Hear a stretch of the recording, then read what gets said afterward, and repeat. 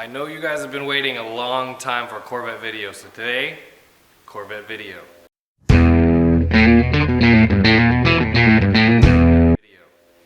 I see it all the time on Facebook and Corvette Forum and other places.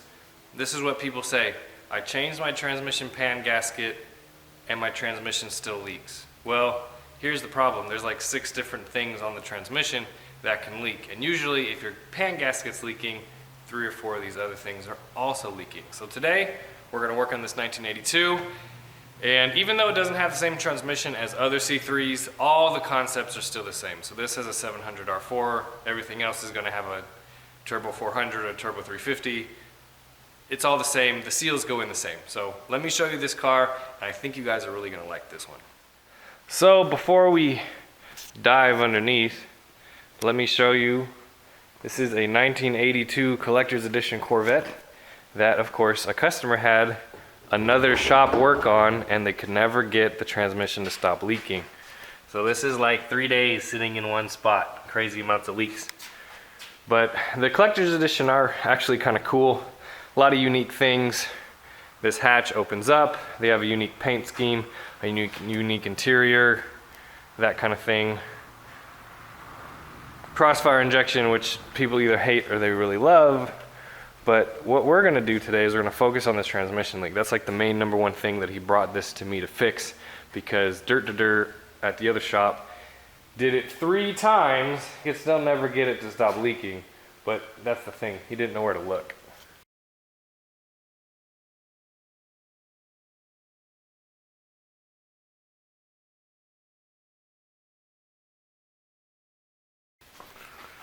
Alright, so here we are underneath. As you can see, lots of leaks. And it's leaking all around this pan. I was told that the shop warped the crap out of the original pan, so the guy bought a new pan, and it looks like they kind of did the same thing to this one. You can see, looking down that edge, see how it's all wavy? They torqued it too tight. Another way I can tell that they torqued it too tight is if you come over here, you can see the gasket literally splitting right there in that corner. And you can see it pooching out right here, which makes me think maybe they put it on backwards, flipped over, I don't know, but it's just wrong in every sense of the word. So I did mention that there's other places where this transmission leaks, and it's not always the pan gasket, and the main culprit is going to be right here. So I've already taken it out. There's a housing that fits in there that the speedometer cable attaches to. 9 times out of 10, that leaks. So it leaks from here, and it runs all the way down here, hits the pan, then it runs all the way down, and then it drips out the front.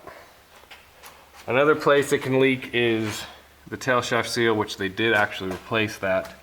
But then also you have the dipstick tube right here, and then last but not least, on the driver's side you have what's called the selector shaft seal. So there's a seal behind this, and that is very prone to leaking, and it does the same thing. It drips down onto the pan, and then it runs down the side, and you get that result.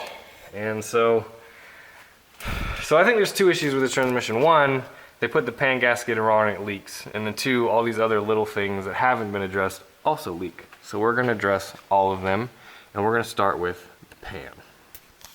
So I'm going to show you the easiest way to get the transmission fluid out without making an entire mess of your garage floor is basically you take all the bolts out except for the very back ones. You leave those loose, and then you kind of just hinge the pan down like this so that most of the fluid will come out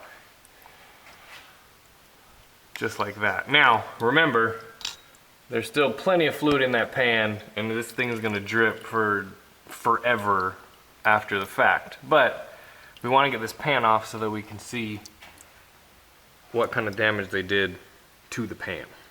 This is the easiest way to get most of the fluid out without making a giant mess. Well, we got the pan off, and really I'm surprised to see this much junk in the bottom of the pan. The reason being is because you're a shop, you get paid to put the pan gasket on. Yeah, I get it. You're technically not being paid to clean out the pan, but you have it off. It's already there. Just do it. The second thing is they don't think they ever changed this transmission filter, and it's right here. I mean, it just pulls right out and you put the new one in and you're done. How hard is that to do? So here's the gasket that came off of the pan, and I'll give it to them, they did put it on right. It's just for some reason bigger right here, but you can tell that it doesn't even look new. I mean, I know it is, but I mean, I can just rip that in half. I don't personally like quart gaskets, and one of the reasons is they just seem to suck up fluid and just disintegrate. This is probably from over torquing, but at the same time, it's trash. But we're going to replace it with a good Fel Pro and go from there. So this is how I do pan gaskets. There's others that will say this isn't necessary, but this is how I do it. So I put just a very, very thin layer of RTV on both sides of the gasket. And the reason I do that is for A, it helps hold it on, but B, whenever I tighten it, I'm able to see the RTV kind of squish out just a tiny bit, and that's when I know the bolt is tight enough. So we'll put this back on the car, and this one will probably hold fluid a little bit better than this. So this is how I torque down pan bolts. Basically, I have a ratchet about this size, and I just hold it like this. And then, well, it helps you go the right way. Once you get to about here, where you can't really do it anymore with your hand, you're done. And you can watch this gasket up above it. Once you see it start moving just a tad, you're done. And that's it.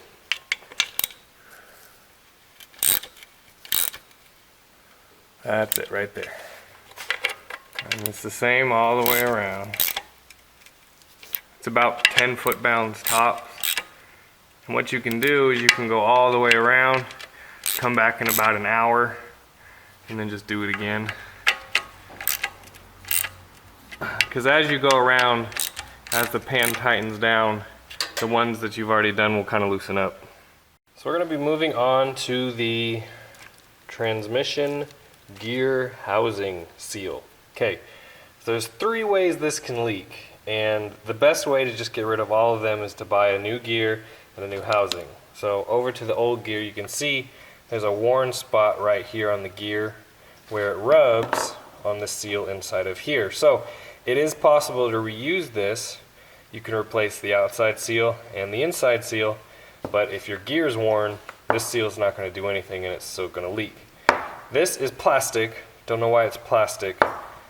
This one is aluminum, which I don't know if there's a difference between the two and makes one better, but this comes all ready to go. It has new seals. I got a new gear. It also comes with a metal U-shaped clip. This old one was being held in by a bolt with a washer on it, which works, I guess, but it's not correct. So we're going to put this in, make this correct, make it one less place that it will leak, and it'll work better that way. The last place that's likely to be leaking that's not your pan is your shift selector shaft seal. It's a lot of S's. But basically there's an O-ring inside of here behind this that will leak. It runs down to the pan and then it just runs down and people think, oh, my pan's leaking, when really it's not. So basically what you have to do is put the transmission into the lowest gear and then pop this nut off. We'll kind of remember where the nut and the arm were when you take it off.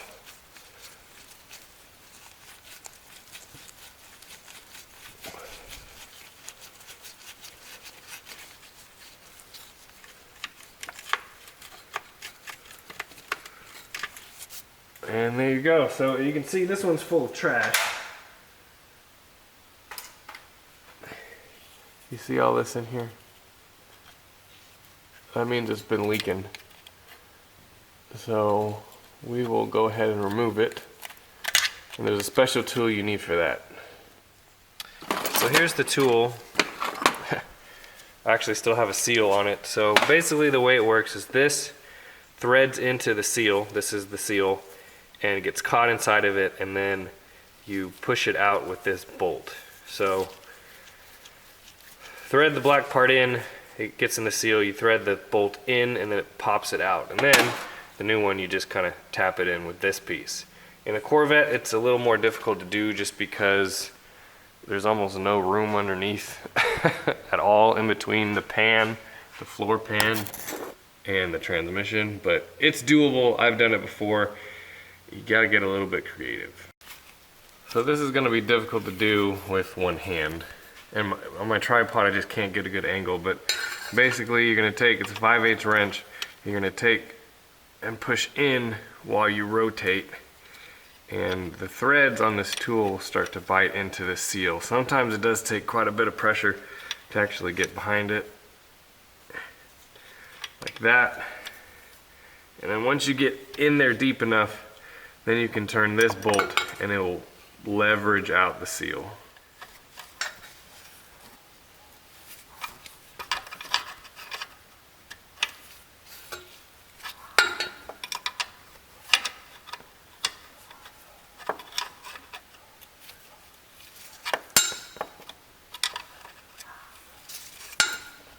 Here it comes.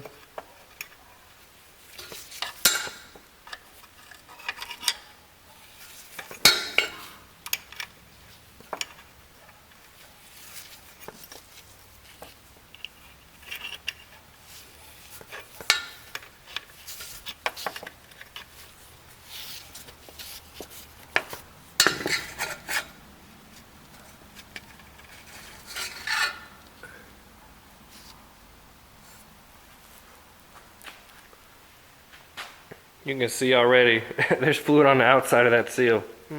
Leaking. Well, that sure escalated. So I had this like huge spiel already filmed and ready about how if your pan's leaking, you've done it, it's these other little things. And I've done this job probably 7 or 8 times where it really is those things. But of course, the one transmission that I fixed doing those things, it's actually something completely different.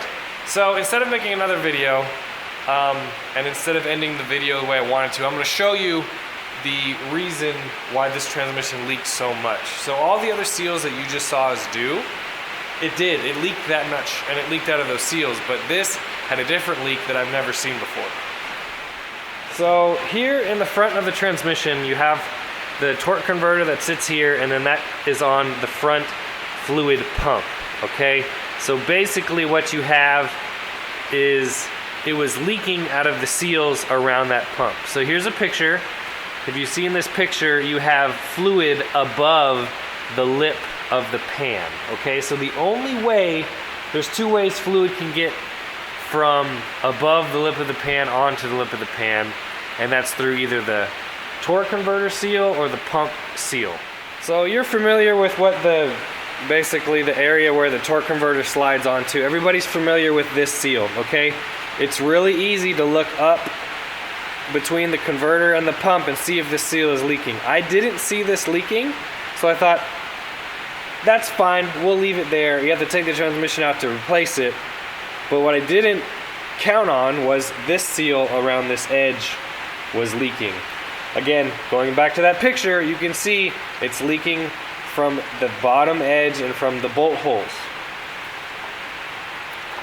Sadly, the only way to get this seal out is to take the transmission out.